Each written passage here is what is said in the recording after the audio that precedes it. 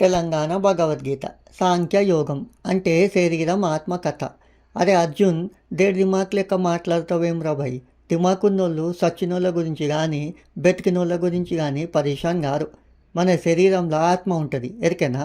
శరీరం చిన్నతనం లెక్కలి జవాని, జవాన్ లెక్కలి ముసల్తనం, ముసల్తనం లెక్కలి పినుగవుతుంది.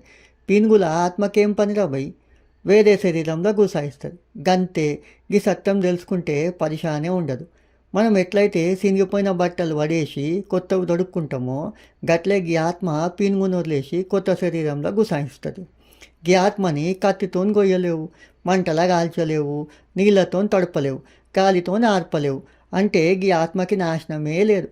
పుట్టినోడు సస్తాడు, సచ్చినోడు పుడతాడు. గీ దాని గురించి దిమాగ్ ఖరాబ్ చేసుకోక పోయి యుద్ధం చేయి. సస్తే స్వర్గం పోతావు, గెలిస్తే మజా చేసుకుంటావు. పని చేయడమే నీ వంతు. ఎక్కువ నకరాలు చేయక పోయి బాణం వేయి, బాకీ నేను చూసుకుంటాను.